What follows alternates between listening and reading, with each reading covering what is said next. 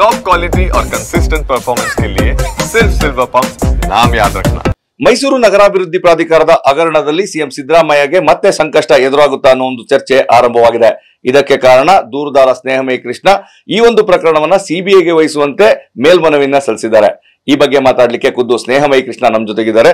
Sir, ಈ ಏನು ಪ್ರಕರಣ ಇತ್ತು, ಮುಡಾ ಹಗರಣ ಆಗಿದೆ, ಇದನ್ನ ಸಿಬಿಐ ತನಿಖೆಗೆ ವಹಿಸಬೇಕು ಅಂತೇಳಿ ತಾವು ಹೈಕೋರ್ಟ್ ವಿಭಾಗೀಯ ಪೀಠಕ್ಕೆ ಮೇಲ್ಮನವಿಯನ್ನ ಸಲ್ಲಿಸಿದ್ದೀರಾ, ಯಾವ ಕಾರಣಕ್ಕೆ? ಸರ್, ಏನು 27 ಸಂಪುಟಗಳಲ್ಲಿ ಅಂದರೆ 10,000ಕ್ಕಿಂತ ಹೆಚ್ಚಿನ ಪುಟಗಳಲ್ಲಿ ಲೋಕಾಯುಕ್ತ ವರದಿ ಸಲ್ಲಿಸಿದ್ದಾರೆ. ಅದನ್ನು ನೋಡಿದಾಗ ನಿಜಕ್ಕೂ ನನಗೆ ಭಾಳ ಆಶ್ಚರ್ಯ ಆಯಿತು. ಇಂಥ ತನಿಖಾಧಿಕಾರಿಗಳು ನಮ್ಮ ದೇಶದಲ್ಲಿ ಇದ್ದಾರೆ ಅನ್ನೋದೇ ಒಂದು ಭಾಳ ನೋವಿನ ಸಂಗತಿ. ಯಾಕೆ ಅಂತ ಹೇಳಿದ್ರೆ ಆ ದಾಖಲಾತಿಗಳ ಪರಿಶೀಲನೆ ಮಾಡಿ ನನ್ನಂಥ ಸಾಮಾನ್ಯ ವ್ಯಕ್ತಿಗೆ ಅದು ಅರ್ಥ ಆಗುತ್ತೆ ಇಲ್ಲಿ ಅಪರಾಧ ಕೃತ್ಯ ನಡೆದಿದೆ ಅಂತೇಳಿ.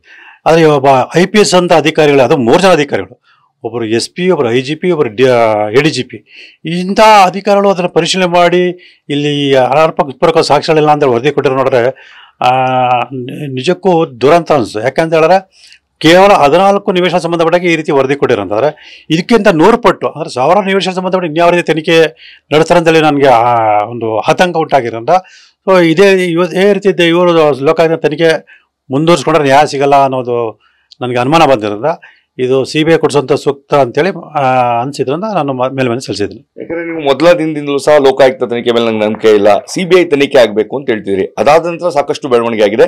ಲೋಕಾಯುಕ್ತ ತನಿಖೆಯನ್ನು ನಡೆಸಿ ವರದಿಯನ್ನು ಸಹ ಸಲ್ಲಿಸಿದ್ದಾರೆ. ಇದರ ಈ ಹಂತದಲ್ಲಿ CBI-ನಿಂದಾಗಿ ತನಿಖೆ ಆದರೆ ಏನು ಬದಲಾವಣೆ ಆಗ್ತದೆ ಅನ್ನೋ ಒಂದು ನಿರೀಕ್ಷೆ ಇದೆ ಅಂತ? ಸರ್, ಸಾಕಷ್ಟು ಬದಲಾವಣೆ ಆಗುತ್ತೆ ಸರ್. ಇಲ್ಲಿ ಪ್ರಭಾವ ವ್ಯಕ್ತಿಗಳು ಒಳಗಾಗಿ ಈ ಏನು ತನಿಖಾಧಿಕಾರಿಗಳು ಪ್ರಭಾವಕ್ಕೆ ಒಳಗಾಗಿ ಸತ್ಯನ ಸುಳ್ಳು ಅಂತ ಹೇಳಿದ್ರೆ ಹಾಗಾಗಿ ಅವರು ಮೇಲೆ ಇಂಥ CBI ತನಿಖಾ ಅಧಿಕಾರಿಗಳು ಬಂದರೆ ಅವರು ಈ ಸತ್ಯವನ್ನು ಎತ್ತಿ ಹಿಡಿತಾರೆ.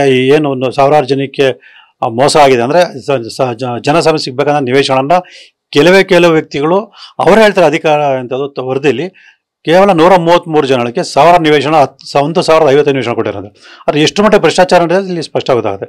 ಸೊ ಇಷ್ಟ ಬ್ರಹ್ಮಾಂಡ ಭ್ರಷ್ಟಾಚಾರ ತನಿಖೆ ನಡೆಸಬೇಕು ಅಂದರೆ CBI ಸೂಕ್ತ ಅಂತೇಳಿ ನನಗೆ ಅನಿಸಿರೋಂಥದ್ದು. ತಾವು ಯಾರ ಮೇಲೆ ಆರೋಪವನ್ನ ಮಾಡಿದ್ರಿ? A1, A2, A3, A4 ಎಲ್ರಿಗೂ ಸಹ ಕ್ಲೀನ್ ಚೀಟ್ ಕೊಡುವಂತ ಕೆಲಸವನ್ನ ಲೋಕಾಯುಕ್ತ ಮಾಡಿದ್ದಾರೆ.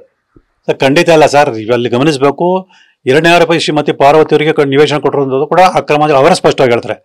ಆದರೆ ಬೇರೆ ಎಲ್ರಿಗೂ ಕೂಡ ಇದೇ ರೀತಿ ಕೊಟ್ಟಿದ್ದಾರೆ, ಅವರೊಬ್ಬರಿಗೆ ಕೊಟ್ಟಿಲ್ಲ ಅನ್ನೋ ಥರದ್ದು ಹೇಳಿದ್ರಲ್ಲಿ. ಸೊ ಅದು ಆ ನಂತರದಲ್ಲಿ ಇವ್ರಿಗೂ ಕೊಟ್ಟಿರೋ ಅದು ಅಕ್ರಮ ತಾನೆ. ಮತ್ತು ನೀವೆಲ್ಲ ಗಮನಿಸಬೇಕು, ತನಿಖಾಧಿಕಾರಿಯ ಬೌದ್ಧಿಕ ಮಟ್ಟ ಎಷ್ಟು ಮಟ್ಟಿಗಿದೆ ಅಂತಂದರೆ ಅವರೇ ಕೊನೆ ಪಡೆದಲ್ಲಿ ಬರೀತಾರೆ. ಈ ಹಿಂದೆ ಜಿಲ್ಲಾಧಿಕಾರಿ ಕುಮಾರ್ ನಾಯಕ್ ಅವರು, ತಹಸೀಲ್ದಾರ್ ಆಗಿರೋ ಮಾಳಿಗೆ ಶಂಕರ್ ಅವರು, ಮತ್ತು ಭೂ ಮಾಪಕರು ಮತ್ತು ಇತರ ಅಧಿಕಾರಿಗಳು ಇದು ಮಾಡಿದಾರೆ ಅಂತೇಳಿ ಸುಳ್ಳು ದಾಖಲೆ ಸೃಷ್ಟಿ ಮಾಡಿದಾರೆ. ಅಂದರೆ ಸ್ಥಳಕ್ಕೆ ಹೋಗದಿದ್ರು ಕೂಡ ಸ್ಥಳಕ್ಕೆ ಹೋಗಿದ ರೀತಿಯಲ್ಲಿ ಸುಳ್ಳು ದಾಖಲೆ ಸೃಷ್ಟಿ ಮಾಡಿದ್ರೆ ಅಂತೇಳಿ. ಸೊ ಸುಳ್ಳು ದಾಖಲೆ ಸೃಷ್ಟಿ ಮಾಡಿದ್ರೆ ಅದು IPC ಅಡಿಯಲ್ಲಿ ಅದು ಅಪರಾಧ ಕೃತ್ಯ ಆಗುತ್ತೆ. ಆ ರೀತಿ ಕ್ರಮ ತಗೊಳ್ಳದೆ ಕೇವಲ ಶಿಸ್ತು ಕ್ರಮ ತಗೊಳ್ಳೋದು ಸರ್ಕಾರಕ್ಕೆ ಬರೀತಾರೆ. ಹಾಗಾಗಿ ಈ ತನಿಖಾಧಿಕಾರಿಗಳಿಗೆ ಅಪರಾಧ ಕೃತ್ಯ ಅಂದರೆ ಏನು, ಸೊ ಯಾವ ಅಪರಾಧ ಕೃತ್ಯ ಯಾವ ರೀತಿ ದಾಖಲಾತಿಗಳು ಸಂಗ್ರಹ ಪೂರಕವಾಗಿದೆ ಅನ್ನೋದು ಸಾಮಾನ್ಯ ತಿಳುವಳಿಕೆಯಲ್ಲಿರೋದು ಈ ವರದಿಯಲ್ಲಿ ಕಂಡು ಬರುತ್ತೆ. ಅಂದ್ರೆ ಲೋಕಾಯುಕ್ತದವ್ರಿಗೆ ತನಿಖೆ ಮಾಡೋದಕ್ಕೆ ಗೊತ್ತಾಗಿಲ್ಲ ಅಂತನಾ? ಸರ್, ವಾಸ್ತವಾಂಶ ಏನಾದರೆ ನಮ್ಮ ದೇಶದಲ್ಲಿರ್ತಕ್ಕಂಥ 90% ಏನು ತನಿಖಾಧಿಕಾರಿಗಳನ್ನ ಕರೀತಾರೆ ಅವ್ರಿಗೆ ಯಾರಿಗೂ ಕೂಡ ತನಿಖೆ ನಂಗೆ ಗೊತ್ತಿಲ್ಲ ಸರ್. ನನ್ನ ಪ್ರಕರಣದಲ್ಲಿ ತನಿಖಾಧಿಕಾರಿ ನಂಗೆ ಮೊದಲು ಕೇಳೋ ಪ್ರಶ್ನೆ ತನಿಖೆ ಅಂದ್ರೆ ಏನು ಅಂತೇಳಿ ಇದುವರೆಗೂ ಯಾರು ಕೂಡ ಸ್ಪಷ್ಟವಾಗಿ ಗೊತ್ತಿಲ್ಲ. ಇಲ್ಲಿ ದಾಖಲಾತಿನ ಸಂಗ್ರಹ ಮಾಡೋದೇ ತನಿಖೆ ಅಂತ ತಿಳ್ಕೊಂಡಿದ್ದಾರೆ. ದಾಖಲಾತಿ ಸಂಗ್ರಹ ಮಾಡೋದು ತನಿಖೆ ಅಲ್ಲ ಸರ್. ಸಂಗ್ರಹ ಮಾಡಿದ ದಾಖಲೆಗಳನ್ನು ವಿಶ್ಲೇಷಣೆ ಮಾಡಿ ಸತ್ಯನ ಸುಳ್ಳನ ಎತ್ತಿ ಹಿಡಿದೆ ಅದು ತನಿಖೆ. ಅದ್ರ ಬಗ್ಗೆ ಸರಿಯಾಗಿ ತಿಳುವಳಿಕೆ ಈಗ ಹೇಳದ್ನಲ್ಲ, ಈಗ ಅವರೇ ಹೇಳ್ತಾರೆ 2ನೇ ಆರೋಪಿಗೆ 50 ನಿವೇಶನ ಕೊಟ್ಟರು ಅಕ್ರಮ ಅಂತ ಹೇಳಿದ್ರು. ಮತ್ತು ಪರಿಚೇತನ ಪತ್ರ ಬರ್ಕೊಟ್ರ ಮೂಲಕ ಕೂಡ ಅದು ಕಾನೂನು ಬಾಹಿರ ಅಂತ ಹೇಳಿದ್ರು. ಹಾಗಾದ್ರೆ ಇವ್ರ ವಿರುದ್ಧ ಯಾಕೆ ದೋಷ ಮಾಡಿ ಸಲ್ಲಿಸಿಲ್ಲ? ಸೊ ಹೀಗಾಗಿ ತನಿಖಾಧಿಕಾರಿಗಳು ನಿಜವಾದ ರೀತಿಯಲ್ಲಿ ತನಿಖಾಧಿಕಾರಿ ಕೆಲಸ ಮಾಡ್ತಿಲ್ಲ. ಆಯಾ ಪ್ರಕರಣಕ್ಕೆ ಸಂಬಂಧಪಟ್ಟಂತೆ ಪ್ರಭಾವಕ್ಕೊಳಗಾಗಿ ಆಮಿಷಕ್ಕೊಳಗಾಗಿ ತಮ್ಮ ಇಷ್ಟ ಬಂದಾಗ ನಡ್ಕೊಳ್ತಾ ಇದ್ದಾರೆ. ಅಂದ್ರೆ ಪ್ರಭಾವದ ಬಗ್ಗೆ ತನಿಖೆ ಮಾಡಲಿಕ್ಕೆ ಕೋರ್ಟ್ ಸೂಚನೆ ನೀಡಿತ್ತು. ಆ ಪ್ರಭಾವದ ಬಗ್ಗೆ ತನಿಖೆ ಮಾಡಿದ್ದಾರೆ ಅಂತ ಅನ್ಸುತ್ತಾ? ಸರ್, ಖಂಡಿತ ಇಲ್ಲ ಸರ್. ಸರ್, ಇಲ್ಲಿ ವರ್ಷಾನುಗಟ್ಲೆ ಏನು ಕೃತ್ಯ ಅಂದರೆ ಅದ್ರ ಬಗ್ಗೆ ಬೇಡ ಸರ್. ಕೇವಲ ದಿನಾಂಕ 1/10/2024 ಒಂದೇ ದಿವಸದಲ್ಲಿ ಶ್ರೀಮತಿ ಪಾರ್ವತಿಯವರಿಂದ ಏನು 14 ರದ್ದಿಯತೆ ಕ್ರಯ ನೋಂದಣಿ ಮಾಡ್ಕೊಂಡ್ರಲ್ಲ, ಆ ದಾಖಲೆ ನೋಡ್ರೆ ನಿಜವಾಗ್ಲೂ ನಾನು 10 ನಿಮಿಷ ಸುಮ್ಮನೆ ಕೂತ್ಕೊಂಡ್ಬಿಟ್ಟೆ.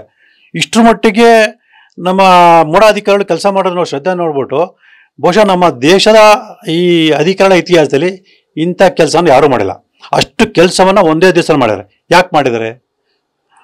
ಒಬ್ಬ ಸಾಮಾನ್ಯ ವ್ಯಕ್ತಿ ಅರ್ಜಿ ಕೊಟ್ಟರೆ ವರ್ಷಾನುಗಟ್ಟಲೆ ಅಲ್ಸಾಡಿಸೋ ಅಧಿಕಾರಿಗಳು ಒಂದೇ ದಿವಸದಲ್ಲಿ ಶ್ರೀಮತಿ ಪಾರ್ವತಿಯರಿಂದ ಅರ್ಜಿ ತಗೊಳ್ತಾರೆ, ಅದ್ರ ಬಗ್ಗೆ ಕಚೇರಿ ಟಿಪ್ಪಣಿಗಳು ಮಾಡ್ತಾರೆ, ಅದ್ರ ಬಗ್ಗೆ ಎಲ್ಲ ಅಧಿಕಾರಿಗಳು, ಒಬ್ಬ ಅಧಿಕಾರಿ ಇಲ್ಲ, ವಿಷಯ ನಿರ್ವಾಹಕ, ಅನಂತರ ವಿಶೇಷ ತಹಸೀಲ್ದಾರು, ಕಾರ್ಯದರ್ಶಿ, ಆಯುಕ್ತರು, ಈ ಥರ ಹಲವಾರು ಜನಗಳು ಸುತ್ತ ಎಲ್ಲ ಹೋಗುತ್ತೆ.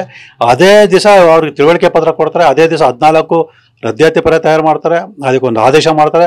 ಅದೇ ದಿವಸ ಎಲ್ಲ ಅಧಿಕಾರಿಗಳಿಗೆ ಪತ್ರ ಬರೀತಾರೆ. ಮತ್ತು ಎಲ್ಲದಕ್ಕಿಂತ ಮುಖ್ಯವಾಗಿ ಬೆಂಗಳೂರಿರ್ತಕ್ಕಂಥ ಪಾರ್ವತಿ ಅವರಿಗೆ ತಿಳುವಳಿಕೆ ಪತ್ರ ತಗೊಂಡು ಕೊಡ್ತಾರೆ. ಅದೇ ದಿವಸ ಪಾರ್ವತಿ ಬರ್ತದೆ.